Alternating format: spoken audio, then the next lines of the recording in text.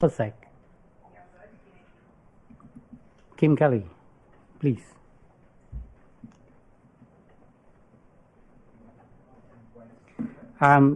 With your permission, I'm moving item 9.5 up tonight because Kim, thank you for waiting for so long. Right. Okay. Janice.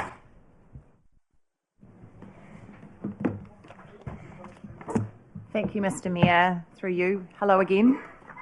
The paper before you seeks your endorsement of the draft Wellington Regional Growth Framework. The Wellington Regional Growth Framework is a 30-year spatial plan that describes the long-term vision for how the Wellington region will grow, change and respond to the challenges and opportunities inherent in urban development in our region, and with a focus on delivering the best outcomes from a regional perspective. You've met Kim Kelly, Regional Growth Framework Project Director. You've had visibility of the draft growth framework as it has been developed and have had opportunities to participate in its development. And Kim and I were able to give you a detailed briefing at the end of October about the content of the draft framework. So therefore I intend to largely take the paper as read, but would like to make some brief comments about 3 areas that I think are really significant features of the draft framework and how it has been developed. I want to commend this framework to you as something that, although it has been developed inherently with what is best for the region view, I think it does also display, it has been sensitive to the unique challenges and opportunities that the Kapiti Coast District may face in the next 30 years as we grow and change. I think that given the many difficulties that previous processes to try and develop a spatial plan or a joined up strategic view around growth and development in the Wellington region, it's I think a real credit to Kim and her team that we have ended up with the product that is before you today. And Kim, thank you for the collaborative approach that you've taken to working with us to get to this point. I think the inclusion of the Horowhenua district in the framework is a really positive feature and something that we advocated for quite strongly when Kim first raised it, and I think it serves Kapiti very well in terms of the growth framework and our involvement with it going forward. The other point that I'd really like to highlight is that this framework has been developed as part of a three-way partnership between central government, local government and iwi, which has delivered us, I think, not just a really good piece of work, but stronger relationships that stand us in good stead for a good partnership approach to delivering the projects that will bring this draft framework to life. So with that in mind, I will hand back to you, Mr. Mayor, and Kim and I are available to answer any questions you may have. Thank you very much, and welcome, Kim. Can I perhaps start by saying that, look, yes, we've got this centrally directed or massaged spatial plan. I look at page 105 of the report, paragraph 13.6, in terms of issues and focus areas. We talk about community-based outcomes contributing to livability by creating great places that strengthen local character and diversity and develop a sense of place for each area. That would mean this is the grassroots up of who we are. So if you have a timeline in terms of how we are developing local views of who we are and our growth potential, I'm looking at how it's going to be expressed through our growth strategy. When this growth framework one lands, the timing of it, would there be enough time for our own growth strategy to fit into that? Given also today we are talking about the representation review from the political side, we are also navel gazing as to what is communities of interest. That discussion is also will be triggered off. So where is the dancing floor for these concepts, and where do we stop dancing because we have chosen our partners? I think I can answer that in part. So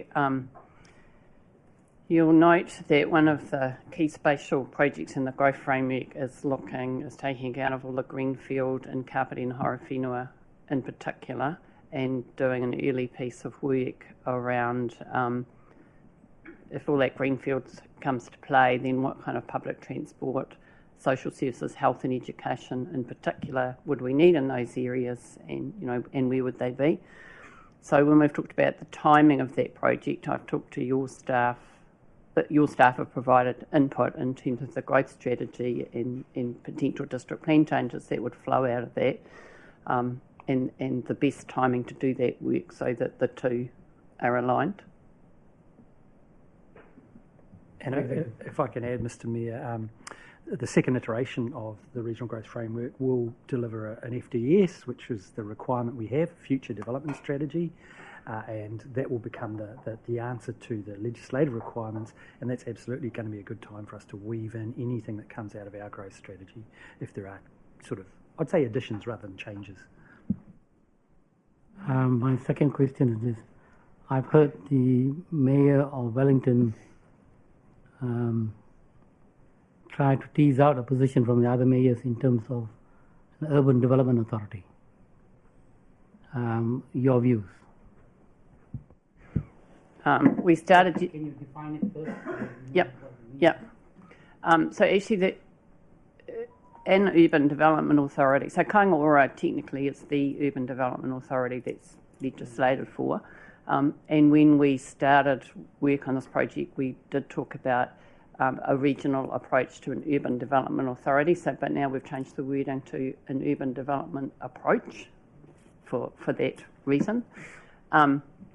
So again, there is a project, an initiative in the growth framework that actually is about looking at developing what we're calling a regional development approach. So essentially it's, it could be anything from, and we haven't started work on this, but as an example, it could be anything from saying, well, actually, if we're going to have a joint committee and we're going to have a secretariat, how about we have some expertise that sits in that secretariat who's an expert at all the new government stuff around infrastructure funding and financing, special development, vehicles, all that kind of stuff, to, potentially at the other end of the scale, setting up a regional CCO that has a whole lot of planning staff in it. So I don't know what it will look like because we haven't started, but there's definitely a view that in a lot of areas we need to have regional consistency on a lot of this planning stuff. And in fact, your staff have been involved in some recent meetings to get regional alignment on requirements for the National Policy Statement on urban development as a starter for that work.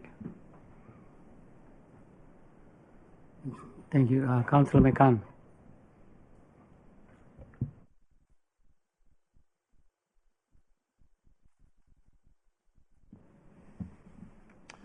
Thank you. Look, I commend all the work that's taken place on this, not only by yourself, but all the various levels and people who are involved in this. I think it's really, really important.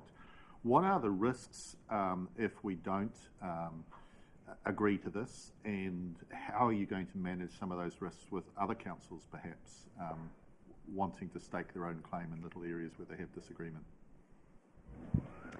So if in agreeing to this, you mean the draft framework, your council 9 of 10, so 8 have already jumped over that hurdle. I mean, personally, I think the biggest risk is kind of political and reputational risk, in that this work, that the precursor to this piece of work was the regional investment plan, the Wellington Regional Investment Plan, which came from a prior discussion with all the mayors in the region to previous ministers about how ministers or how the government pays attention to Wellington, where the result was something along the lines of, we'll go away and develop a plan, and then we'll all have a joined up plan. So we've been through that process. So any council kind of not signing up, I think, it's more that point of view, and I guess the government's got plenty of other places in the region, in the country, to focus on. And that does lead to a second question around the process for Cabinet taking on board the plan and accepting it. And that leads to potential, for instance, for Councillor Compton to be able to continue to progress the issue of transportation on railway tracks, which he refers to as trains. The reality is that if this is accepted, it really does give the region some ability to be able to push those long-term requirements that currently are stalled. Yep. So a number of things. So at the moment, end of February is the timetable for a paper to Cabinet where they essentially endorse the framework or the key elements of it and agree to put Cabinet ministers onto the joint committee. So that's one thing, I guess. If I look at some of the other spatial plans around the country, like the Western Bay of Plenty one was not long signed off when government/Cabinet, not technically sure which one, committed some funding to one of the projects that was in their business case. And I think the purpose of having a joint committee is so that with central government, local government, iwi, is that conversation along the lines of, okay, well, based on how much money everyone's got in their LTPs for Three Waters funding or transport or whatever, this is the level at which we can develop growth in the region. If you want growth faster, we can do that, but it needs more so it's about having that conversation because you've now got a plan that you all agree to.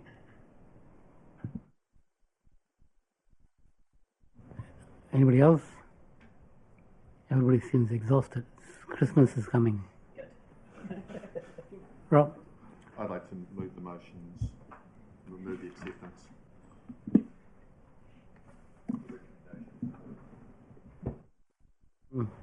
Can I have a seconder? It'll be moved by Rob McCann. Sophie Henford. So, right of intro. Thank you. Quite often I don't write notes, but I thought this was really important, so we'll see how they go.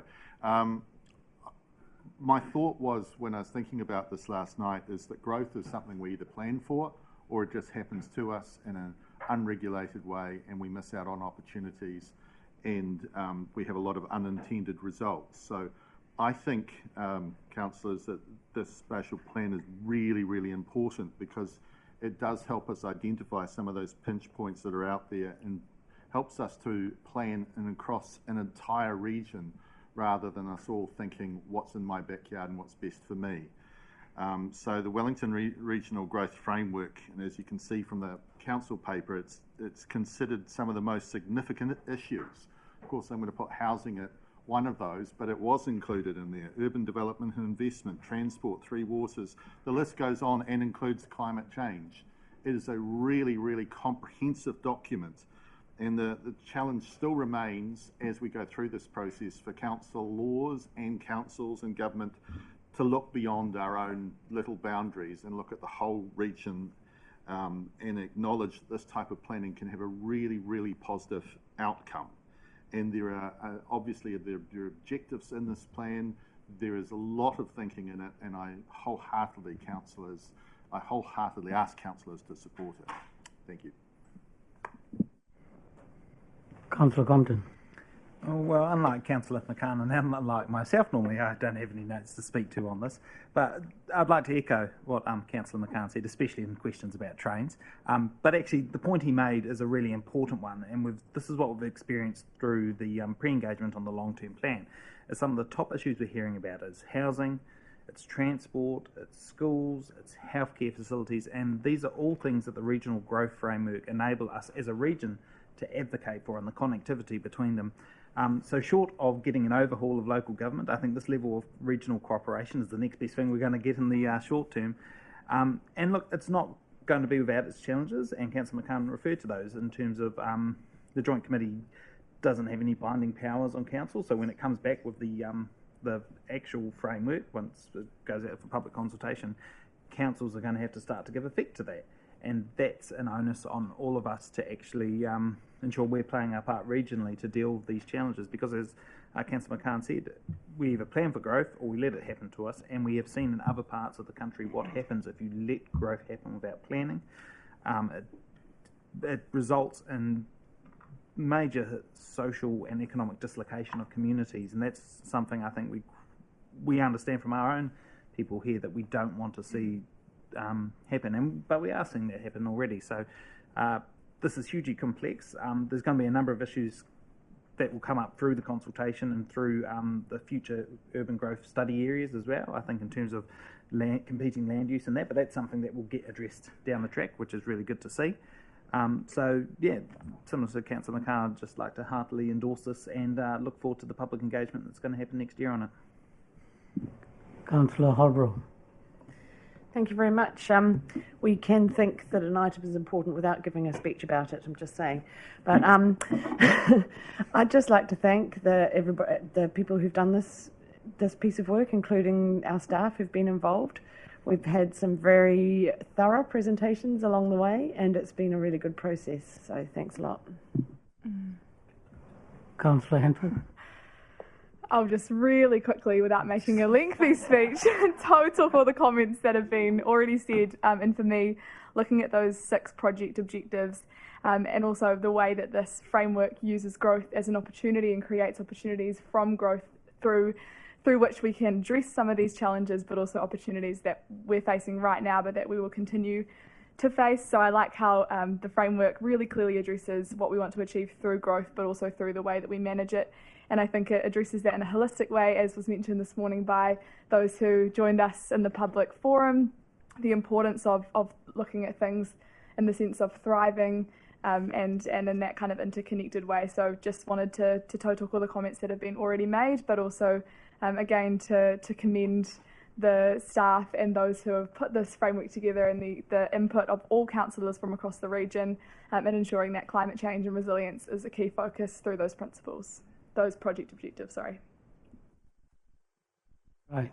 So I'm looking forward to this report for public consultation in simple English. You got a challenge there, I think.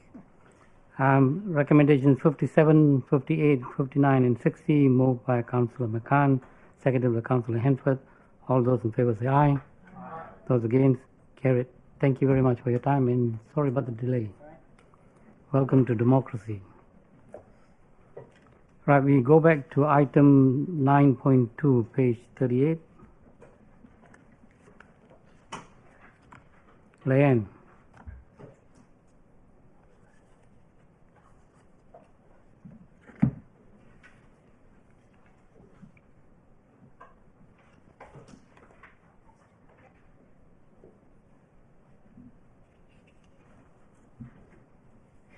Thank you, Mr. Mayor. Good afternoon, everybody. I'd like to draw members' attention to the recommendations on page 43 of members' papers, of which there are 2. But I'd also like to add, for noting, as requested by the Parapara Umu Ramati Community Board, that the Parapara Umu Ramati Community Board supports the proposal from Parapara Umu RSA for a memorial in McLean Park, Parapara Umu Beach, that the Parapara Umu Ramati Community Board requests Council to arrange a hui with local iwi, representatives of Parapara Umu RSA, Parapara Umu Ramati Community Board members and Council staff to discuss the proposal for a memorial at McLean Park, Parapara Umu Beach, which is on the screen for members' consideration. So any questions around this? Councillor Randall. According to precedent, as Dr. Mark Twain, as a councillor for the ward, Romantic Community Board, I like to move that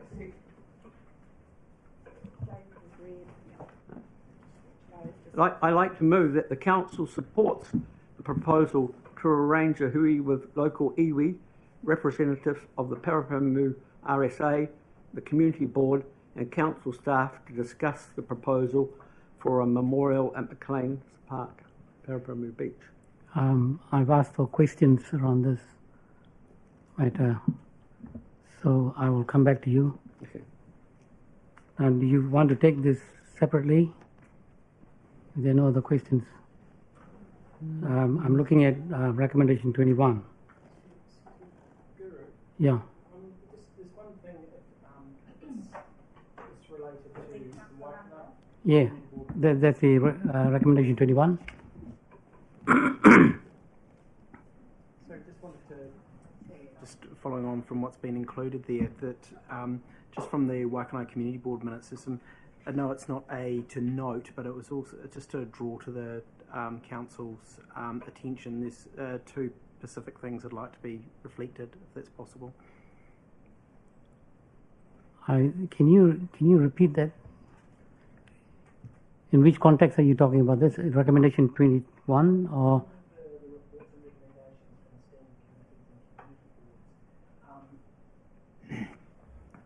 Is it going now? There's two aspects that were recorded in our minutes that I'd like to have be included. They're not necessarily a recommendation or a request from the council, but it's actually a point of note that the council or the community board, during our discussions in the board meeting, thought that was actually to be brought to council attention. And I guess it's the way we've probably carried the motion that it hasn't pulled through into the recommendations. You see their minutes come forward. That's the only way that happens, is the fact that the community board minutes come to you as councillors. We don't, as a matter of process, we don't put their minutes into. Do you want to explain that straight? So the way that happens is with the elected members receiving your minutes in your community board meeting. We don't, as a matter of our agreed processes, we don't incorporate the minutes into these, just the matters that require recommendation. Wayne, I'm conscious of that. Really what I was trying to, I guess, the way in which we worded the motion, probably we weren't cognizant that it wouldn't be drawn to council's attention and be picked up through, what would you call it, the reports and recommendations. And I guess our wording from that respect, we should have picked that up when we were recording that motion. Yeah. Hang on. We are dealing with the approved recommendation that's come from the board, right? You can't go and change this now because no, that was what I know. It's more of. So we know what you're saying. Yeah. Right now. Okay. Thank you. So recommendation 21. It'll be useful if the board. The ward councillor moves. Recommendation 21.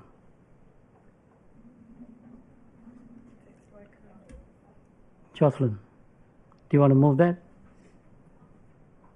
I would like to follow up on the comment in relation to Mr. Westbury's points.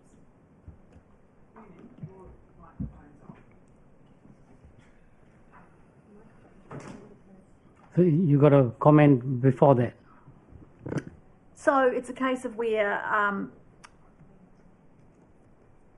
you haven't actually asked what the two points are that the community board would like noted, and so you're actually voting on that before that's actually been tabled.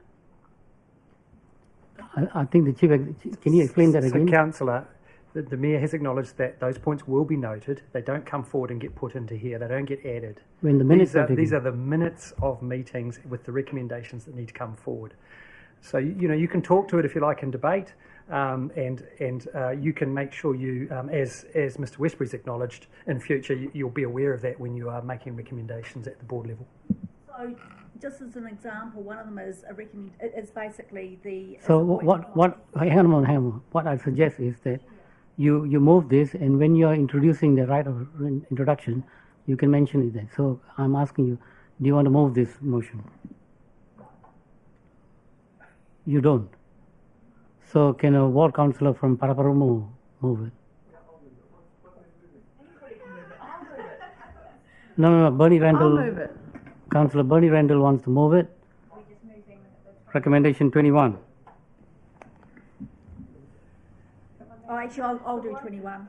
Hold on. So now, Normally it's the ward councillors that give well, that's exactly my point, sir.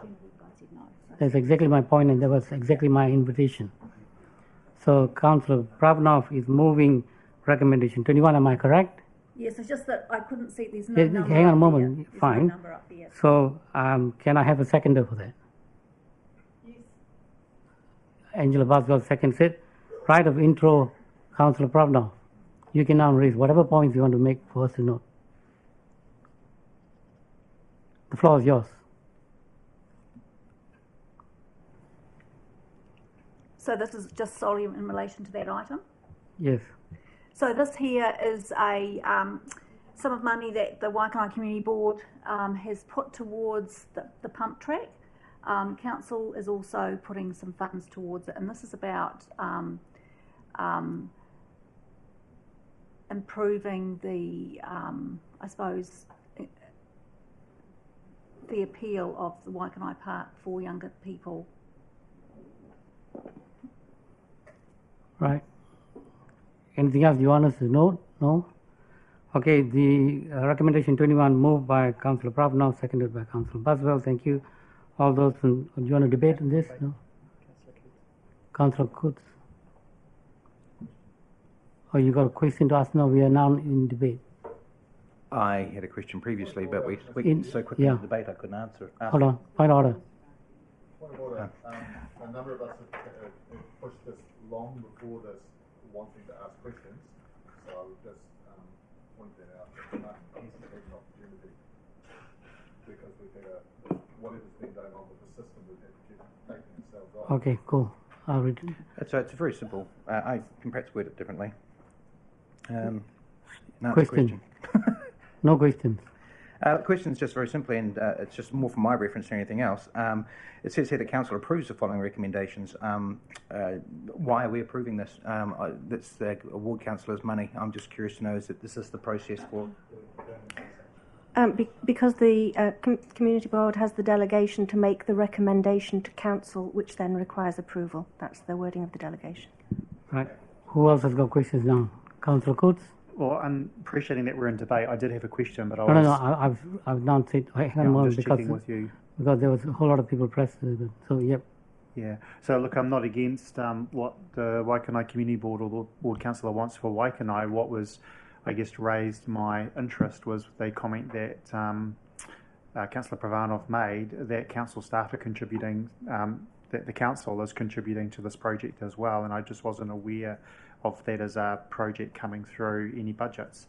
So I'm just interested in terms of that aspect of it. I'm absolutely happy to support the community board using their funding, but we just have a process, and if there is a process, I'd just like to understand what that was. I think the motion is in reference to the Waikanae Capital Improvement Fund. You are saying that the Councillor Pravanov had stated that council is contributing something. Can we get a Can I respond to that then, James, in terms of to maybe highlight this was a planned refurbishment and enabled to get a better, and it was already budgeted in the annual plan, so it's not something that wasn't done. We're enhancing a planned bit of work that was going to occur anyway, so as to get a better bang for the buck for council and for our community. The community board has said, look, we'll dig into our grants funds and to make this a better project overall. So it's not additional funds, it's not a new project, this is a planned renewal that we're enhancing through our funds from the community board. And that's a standard approach you've taken on other projects? This is something I recall. This is a community board initiative. It's a bit like how we're supporting the Mahara Gallery. The board has put aside money to support a council also supported initiative too. So it's not a new precedent. It's something that we've done in the past. Is that clear? Yep. Okay, look, any other questions for clarification? No? Done. So I'll try again. The recommendation 21 moved by Councillor Pravanov, seconded by Councillor Boswell. Right of intro, debate. I'll put it, or you want to say? So, just to use the opportunity to do it through debate, as I said when asked the question, it's not that I don't support this as a decision maker. It's just important that we understand when we're making the decision what we are approving and not knowing the background of whether this is a renewal of a playground, whether it's and where it's coming from. As I said, I absolutely want to make it clear. I think it's fantastic for Waikanae and fantastic for the community board to support it, but it's just helpful understanding that other aspect that was missing when we're making this decision around where that other funding was coming from. And if it's a renewal of a playground through the annual plan, then awesome. I think it's great. Right of reply. Thank you. So if you refer to the minutes of the Waikanae Community Board meeting, it's all laid out in that. Okay, no more. Recommendation 21, I'm going to put it. Moved by Councillor Pravnov, seconded by Buswell. All those in favour say aye. Aye. Done. Carried. Recommendation 22. Council considers the following recommendation. Any questions on that? No? Yes. How is this, Ms. Mayor, affected by the recommendation that Council passed, was it a week or 2 weeks ago, regarding policies? Chief Executive. Whilst I wasn't at the meeting, as was repeatedly said, we advise against making decisions on the fly about policies. This approach is exactly the approach that we would endorse in terms of getting policies put on the work program and then discussed. We have yet to bring you back a paper to say, here is your opportunity to figure out which will come where. It would be one possibility is we would say, since you've already resolved that we do a freedom camping piece of work, that it now has precedence, and normally you can't undo those decisions for 6 months. However, I can't yet say what we will come and tell you in terms of how we will manage this overlapping requests. Other than that, we'll put a paper in front of you with a recommendation and you'll make a decision. So I suppose that what the recommendation is, the council considers the following recommendation. So it's a recommendation coming from the community board. We will consider it, which means I think the natural process is for the staff to come back with a report, and that will clarify matters. No other questions. Councillor Coates, you want to move this? Well, yeah, just before I consider moving it, as the Chief Executive has alluded to, I just didn't do this on a whim. Quite a lot of work was put into it following the sentiment from within the community. I know several approaches to the Mayor's office. The meeting that I was away on leave at, you had people come in from the community speaking to this council about the need for it. And so, in taking all that into consideration and working with staff, getting a handle of what I already knew, but on the workload and pressures, the recommendations were written in a way to send a signal that this council would prioritise an LAP for ORTAC. I want to elaborate in terms of all the district, was to simply create that option there within that we weren't tied to a specific wording of a recommendation, that if the desire of the council or the feedback from staff was you wouldn't just do it for ORTAC, you'd do it for the district, that the wording allowed for that.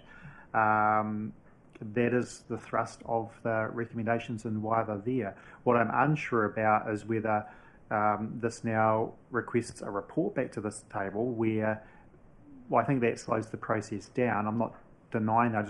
I want some advice from staff in terms of, is that what I should be moving?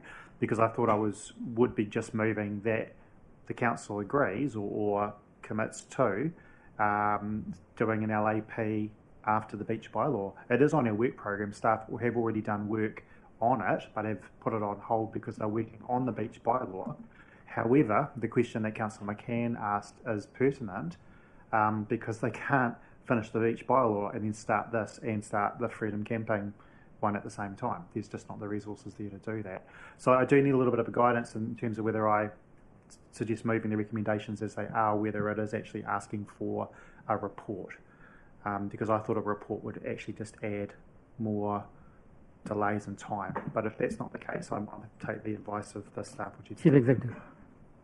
Unless someone frowns and screws their face up at me from behind you, we anticipated that the next policy work program update, which will be coming, I think, February-ish, was the place that we would bring you this decision anyway.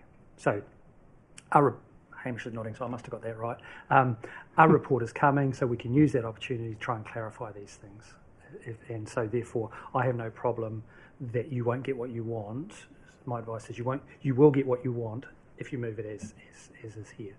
We will bring a report up around about February to review the policy work program going forward, and that's where you'll make the two decisions really about those two pieces of work.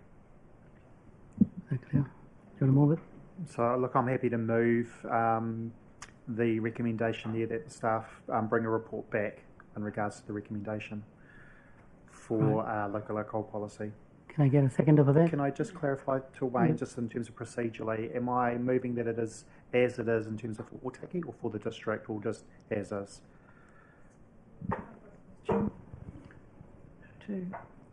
Hold on. Chief Executive.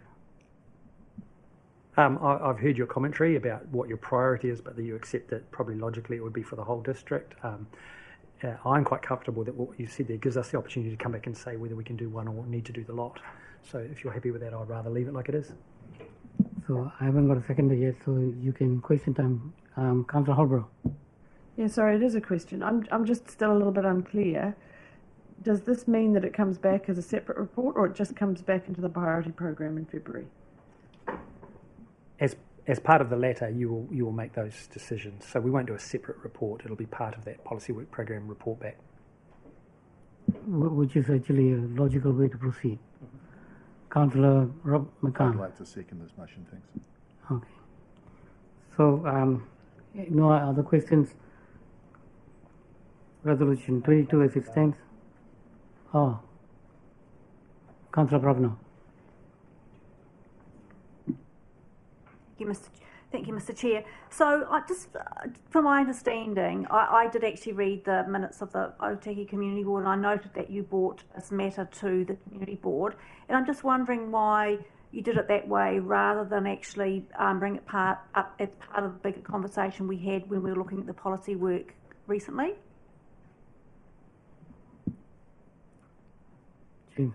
I'm just checking in terms of replying. It's the chairs.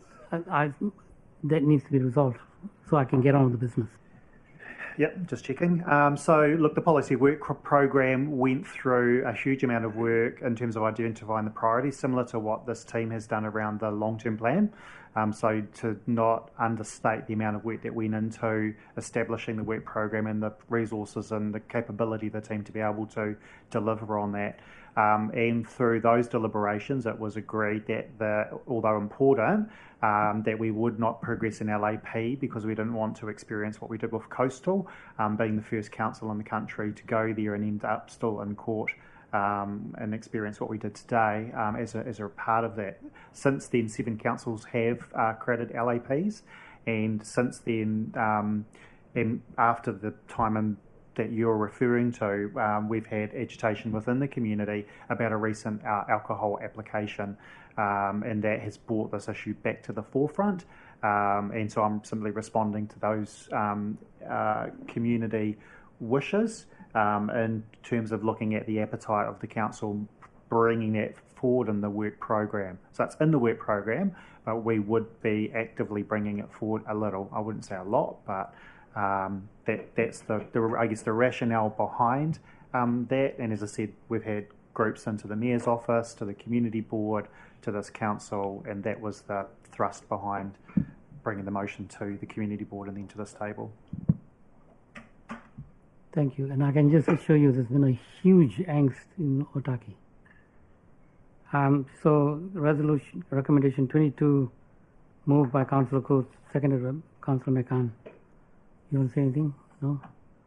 All those in favour say aye. Aye. Those against? Carried. Now we go on to recommendation 23, this up there. Right. Any questions on issues on this?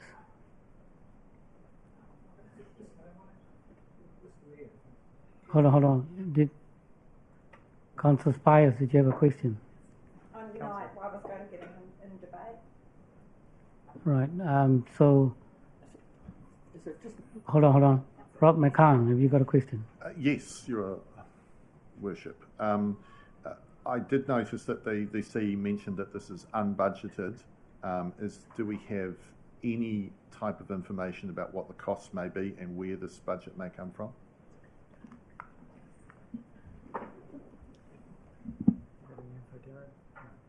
Look, no, can't realistically answer, but I guess at this stage what they are seeking is to have the conversations and see what comes out of it. I am aware that staff have had a lot of conversations about sort of low-cost things. Some of the things that are being proposed aren't, as I understand it, too significant, but there are real issues around location and appropriateness and other issues that need to be worked through. Right. As it stands there, you've got two ward councillors, Councillor Bernie Randall. The procedure last training was that the councillors could turn that into a vote. As it stands, it's just noted. So is it possible to just say exactly the same resolution, but the council supports the proposal? Can I, the Chief Executive just said the conversation needs to be held. More conversation needs to be held on that. Chief Executive. And the short answer is no, and it was not the precedent last term that you would make a financial decision without a staff paper. So if it turns into a financial decision, which is essentially what the first part of the resolution would mean, you would be making that decision without any context and any paper. And we just talked about what happens when you make decisions on the fly without context and staff advice. So this is not just noting having a meeting, but the implication of that would be that you'd made a financial commitment and staff could not support that until a paper came forward after the hui has been held. Councillor Randall, I think this is a prudent approach to take every time, that there needs to be staff input. Otherwise, if we go on the fly, we'll be blowing up whatever budget we already have left, right, and centre. Well, yeah, thank you, Mr. Mayor. I have to disagree though, but thank you. Your disagreement is noted, but I now need, if no other questions, for one of the councillors to move this. No, I mean, it's the ward councillors normally move it. Yes, that's what I'm asking. No, I disagree with what the Chief Executive said. But I recognize that. I'll move it. So is resolution 23, like up there, it's been moved by Councillor Randall, seconded by Councillor Holiday. Right of intro, no. Debate, no. All those in favour say aye. Aye. Those against? Oh, thank you very much. Hold on. Can we discuss? I want to have debate. Hang on. Can we discuss the Older Persons Council? What? Page. I wanted to have a debate about 22. this resolution, this note.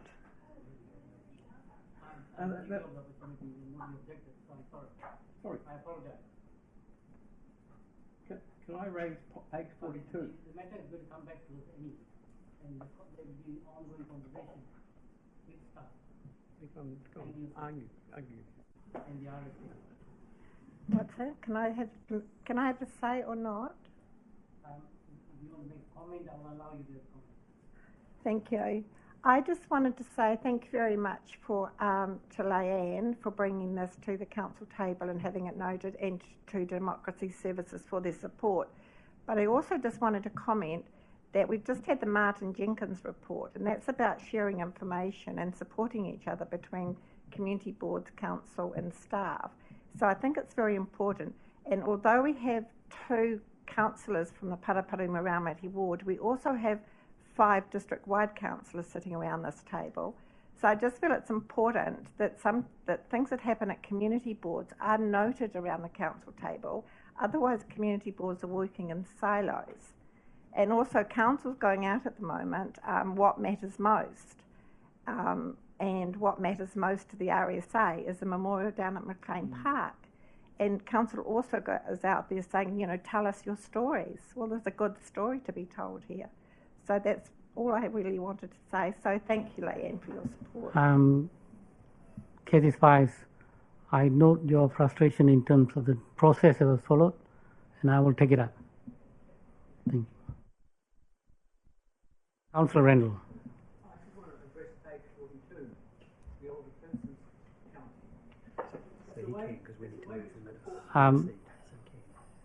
We need to move the minutes for that to happen. I mean, we just finished the council side of the business. So all the recommendations have been moved on that one. 9.3. Oh, no. So, sorry, Mr. Mayor, what I'm saying is we do need to move the acceptance of the minutes and of the reports and recommendations as a whole. And in that's where Councillor Randall can speak to this. What page is it on? What page is that on? 42. There's no separate recommendation. Well, they should. They should have been separate recommendations. I move that the council receives the reports from community boards and different meetings. Yeah. Okay. It's been moved and it's been seconded. Now anybody wants to? Yep. Councillor Randall. So, what they did, I mean, if you look at it, you can see no one has proofread it. It says the Older Persons Council met and they discussed, as if they do nothing else but discuss the welcoming and discussing where the access areas are. In other words, there's no information there. And surely more specific information should be put rather than just a brief summary of what the headings of the various topics. It gives the public no information of what took place.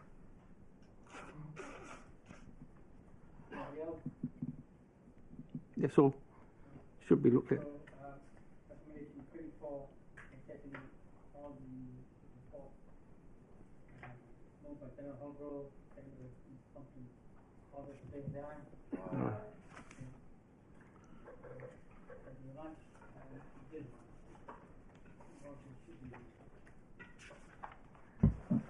There should be another next recommendation. Should always be on, yes, I know.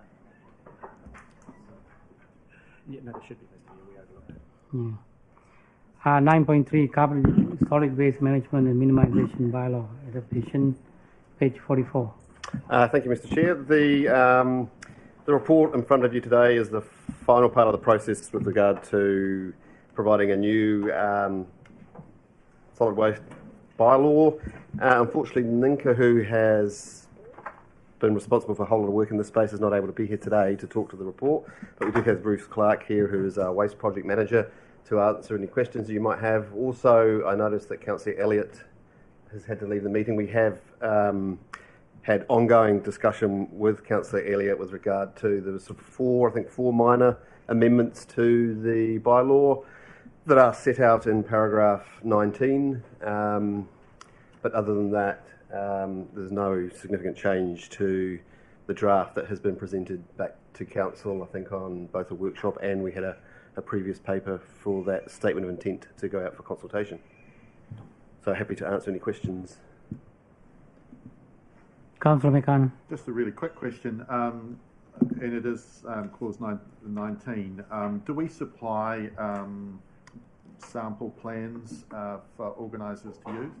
Best practice sample plans? We will be working on that as a region. So for us, we have some lots of event guidance in place already, but for the construction and demolition, the waste plans required in that sector, we'll be working on that, and we can work with the sector because for us that's 3 years out. So we will provide something, yes. And we'll supply those also for event organisers who are currently not utilising this? Yes. Councillor Coates. Just point number 29 around the submitters' feedback around the use of open crates and bin lids and so forth. Just want to refer to there's a question here, but back in the Ops and Finance meeting, 21st of February, I think it was back in 2018, I'd raised around bin clips and bag covers and so forth, and staff confirmed that they were actively looking at options for this financial year and whether it could form part of a licence or bylaw. We're now 3 years on from that particular date, and I just wondered what the progress is, because every time we get a windy event, councillors get it in the neck around why we don't have, why we've got all this rubbish blowing down our streets, and we need bin clips and crate covers and so forth.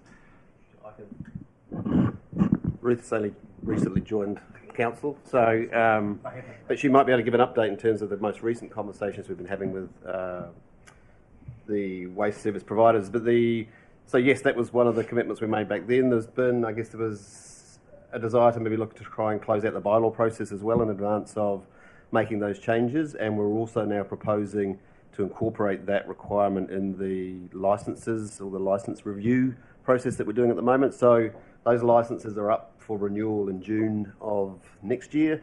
So the intention at the moment would be to incorporate that requirement within the licence. We have, though, been highlighting this with existing operators that it's coming, so that we've been suggesting that they should look to proactively do that, because I know some of them are, and I think Waste Management are moving to wheelie bins as opposed to crates, possibly. Under discussion. Under discussion at the moment, so they haven't confirmed that yet. So, but again, we are providing that advice that that's likely to be where we will end up. So our suggestion is that you should move there sooner rather than later. Right. Anybody else? If not, I know that Councillor Elliott wanted to move this, but she's got a slip disc and she's been in some pain, so she had to leave early. So could somebody move recommendation 52 to 57? So moved. Seconded by Jocelyn Pravnov. A right of intro. I just want to acknowledge the enormous amount of work that's gone into this space, including the waste group that met over a period of time. I know Sophie had some involvement in that, and Jackie as well, and all the staff that have been involved over the course of developing this. It was certainly based on some very solid discussions that happened over a period of time. Right. Debate. Anybody else? Yeah, I got it. No? Councillor Buswell. I just wanted to make a comment. I use low-cost bins, and I've just recently received a new bin that has a clip on it for my paper and plastic recycling, but obviously just an open glass bin. So they are, I guess, moving it as they renew the bins and things like that. And that's just an opinion, not a commercial.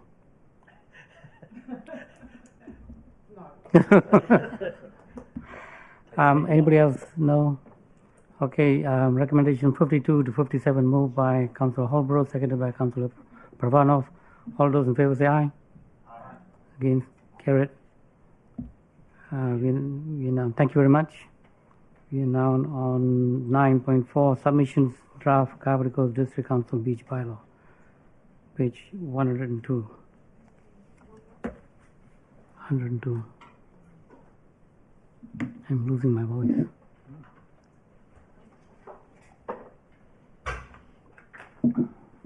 Hello.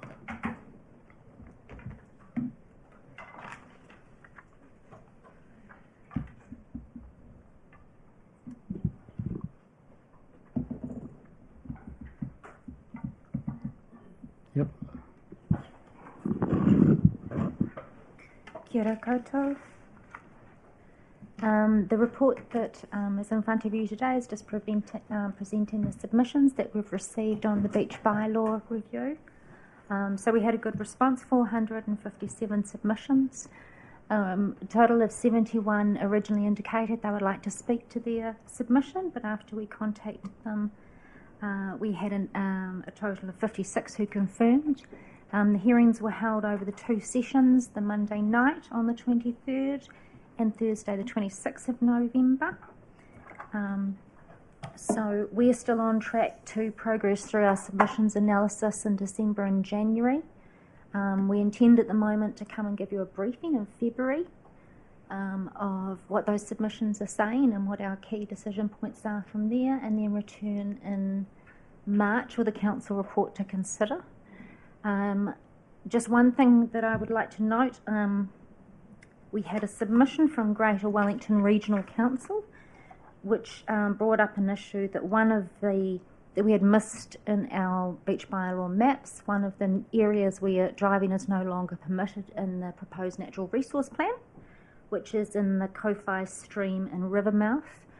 We've been working with them since we received that submission, and we've identified 2 more areas, the Otaki river mouth and the Waitohu stream and beach area north of Otaki, which under the proposed natural resource plan, vehicle driving is prohibited. So they will have to be updated in our next version of the bylaw. We don't need to reconsult on those with the public. There's not a decision to be sought. We can't create a bylaw that is inconsistent with any other legislation. So this is just a part of working it through and having to adjust to meet those other legislative parameters. Other than that, any questions that you have? Yeah. Martin, can you just hold on? I've got a question. When you look at paragraph 13, in terms of the barriers, data on what type of barriers it would be, would the information be available for us before, the timing-wise, in terms of the long-term plan, when that information we'll be getting, and for that to inform us on the actual bylaw itself? Because there's still been some debate on the efficacy, the efficiency around using that method.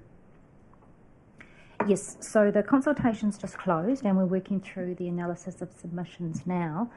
So we can give you some initial indications in February when we do the first briefing, as when council returns at the beginning of the year, to give you an indication. There's not a bylaw change for that. That's an operational decision, so that can progress or be deferred. Chief Executive.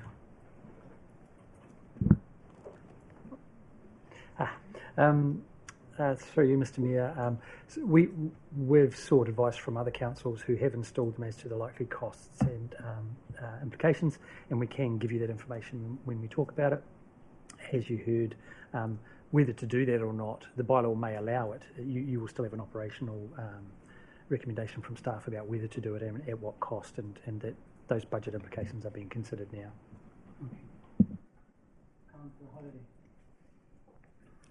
Through you, Mr Mayor. I just had wanted some clarification just around process, if you like.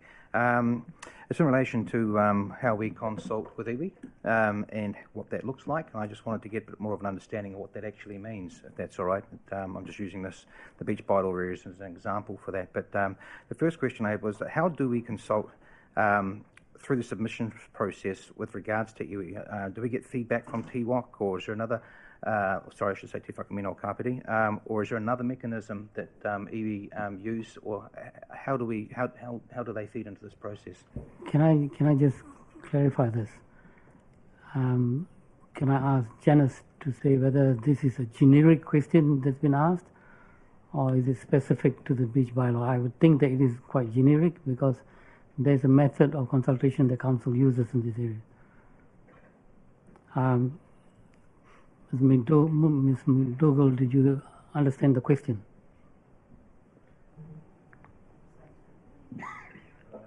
Martin, do you want to ask the question again?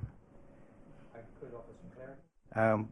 I guess point in cases, we've had 457 submissions. We've had 2 from iwi, admittedly from the same iwi, with 2 very conflicting approaches to this. I'm just wanting to get an understanding of, and I haven't heard, well, can't see any other submissions from other iwi, if you like. So have these 2 iwi used the correct process, or is there another process that iwi uses through Te Whakamina that is the process for iwi in this case? Or I guess it's just getting that understanding.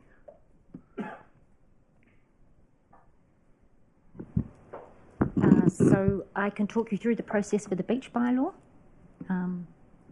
that's my only experience so far. So we have been working with 3 mandated iwi since the beginning of the work in 2019. In terms of the submissions before we went out for consultation, we contacted all of the iwi and offered to meet and come and do workshops with iwi. The approach in the end was that Mahinarangi Baker engaged Te Rangamarie Williams to put forward a view sort of on behalf of all of the iwi, but the other iwi held the right to be able to put in a separate submission should they disagree or have separate points than what were covered by the Te Atiawa. So we worked with them through that process for them to consult. We also briefed TWOC as well in the July, and then we went out at the end of the consultation as well, about halfway through, to remind the iwi that the consultation was coming to a close and to offer some more meetings as well. So we got the one, we had the one formal feedback through Te Atiawa, and then we also had another submission from one of the groups within Te Atiawa as well, so that was great. We haven't received anything through Rukawa or Rangitia Toa because they were, as I understand it, standing back or waiting to see how our response would be to the Te Atiawa guidance provided. So can I just say, look, that's specific to the beach bylaw. Janice, do you have anything to add in terms of anything generic in this, so that at other times, in other issues of consultation arises, the same question or thrust of the question is understood by councillors? Absolutely. As a more general comment on process across a range of council activities, including bylaws and policy development, it is our practice to work with our iwi partners in the development of the policy or bylaw or plan or whatever it is, as Lisa has highlighted we did in this case. We would also make sure that our partnership body was updated, and in the current environment make sure that our iwi partner Te Atiawa ki Whakarongotai was aware that that was going on too. Our iwi partners may choose to submit into any formal processes that we have, or they may choose not to.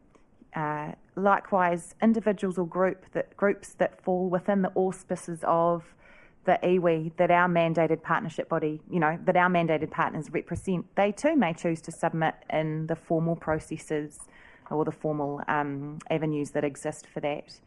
You, at a governance level, may choose to seek the views of your iwi partners as you consider the submissions as part of forming your view. So I guess it's a long-winded way of saying iwi can be involved in a range of different ways in our work. Other organisations, such as one of the groups that has submitted here, can be involved through a range of formal mechanisms that differ depending on the nature of the project.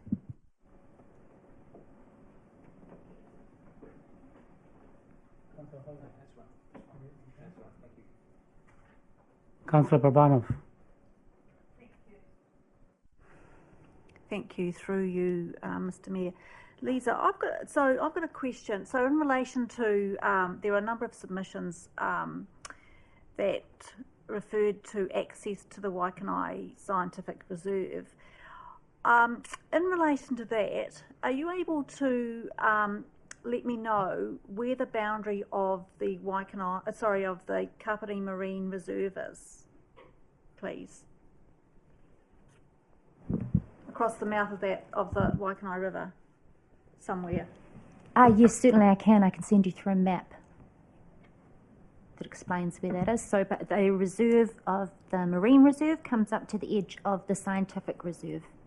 So across the foreshore, the point up the foreshore where, so it actually shows you where the point is up the foreshore? Around a point. There's no exact line in the sand per se, but I think it's one of those mean high water springs, low high water springs, but they abut each other. So I suppose the reason I ask that, because that's really quite important, because if it's actually high tide mark, for example, then people are not actually allowed to whitebait in the mouth of the Waikanai River. Sorry, I can't comment. It's not our jurisdiction. The white baiting within the reserve area, it's covered by a different bylaw. I agree with that, but in terms of people wanting to have access there, if they're not able to fish there, then they're not going to want to have access there. Councillor Pravnov, if you look at the recommendation, we are receiving this. Yes, I realise that. As a Yes. very high level. I realise We that, don't but I dive know into that. But I also details. see that the Yeah, but what I'm draft telling you bylaw is that you're going into details which are not necessary for the recommendations. Councillor Coates. I had 3 questions, but before I do that, Mr Mayor, if you'd indulge me just around the iwi issues that have risen today, I've got a suggestion that I'd like you to consider. Is that all right?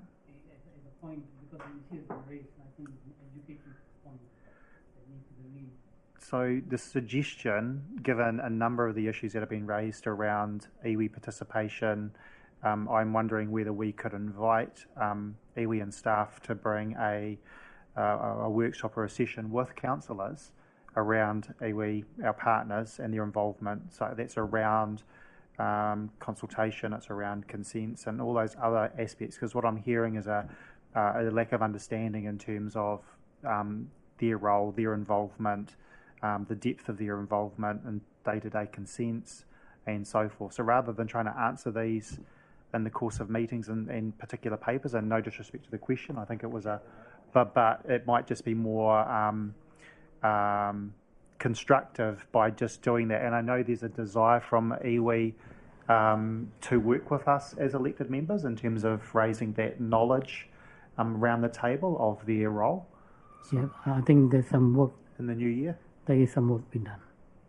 Thank you. Mr Mayor, following on from Councillor Cootes, it's not just the 3 iwi, there'll be other iwi groups. Is that what you're thinking, Councillor Cootes?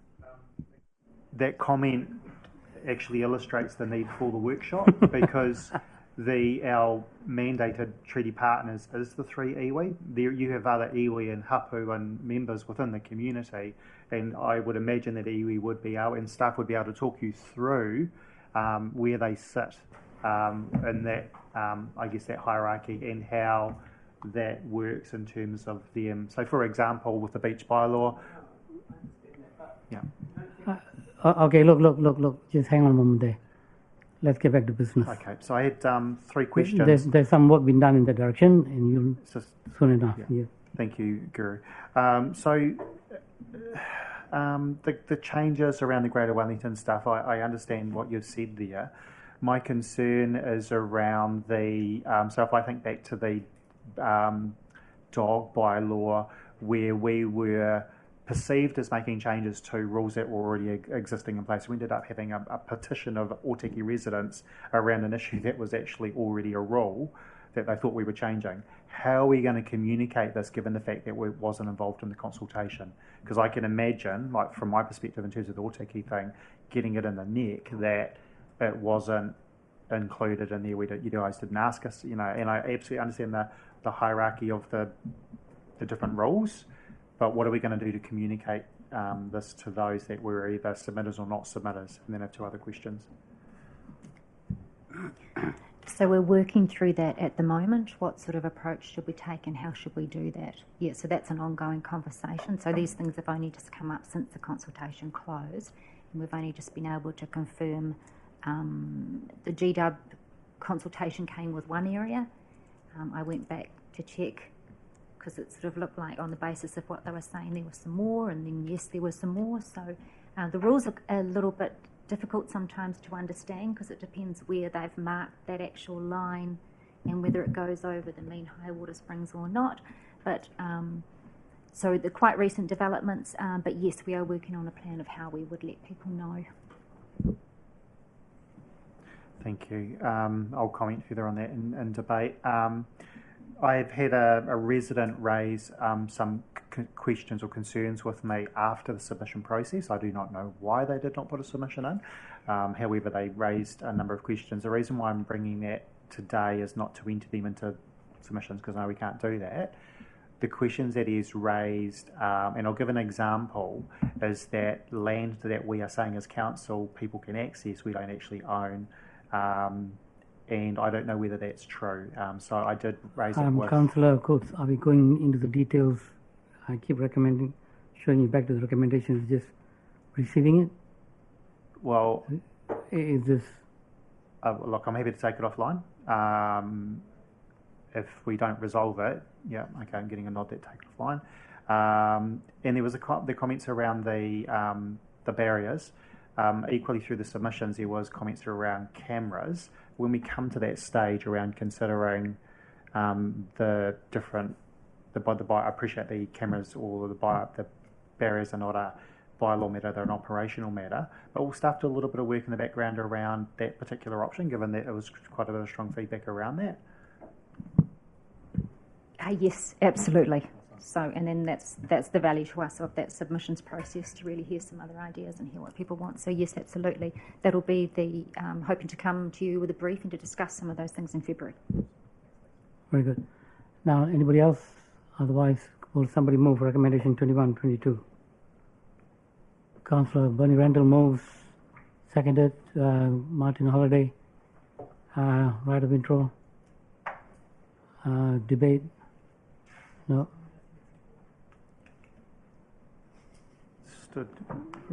Right, okay, recommendation 21-22. Oh, you're open for debate? Debate, yep. Look, I do want to signal concern around the addition of the Greater Wellington Regional Council areas. Without going into how or what or why that happened, I do see that could potentially create issues for us more as elected members, getting grief from our community around that not being included in the pop-ups, the information and everything that they've done. There's obviously nothing we can do about that, but I did want to register the concern, and I guess we'll just have to watch that space, but I've been here before where that's not turned out well. Yeah, just to end on a positive note, we did have quite strong feedback during the submission process and during the oral submissions about the quality and the extent of the submission process. So just congratulations to staff on that.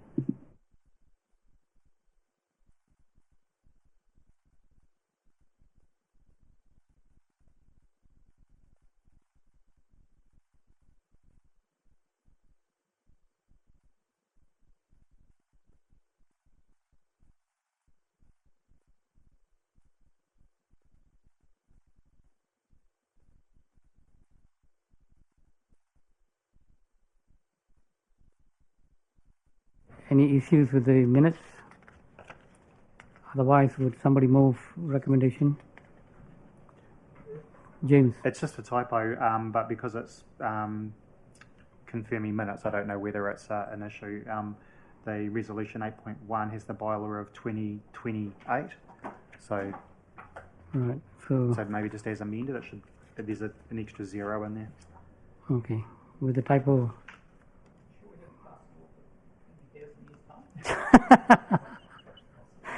So that's true. So we should leave it there. It's forward thinking. Right. So recommendation with that typo been corrected. Councillor Buswell, thank you for moving it. Councillor Randall, thank you for seconding it. All those in favour say aye. Aye. Carried. I now move into public exclusion. Can I have a seconder? All those in favour say aye. Aye. We are now into public exclusion.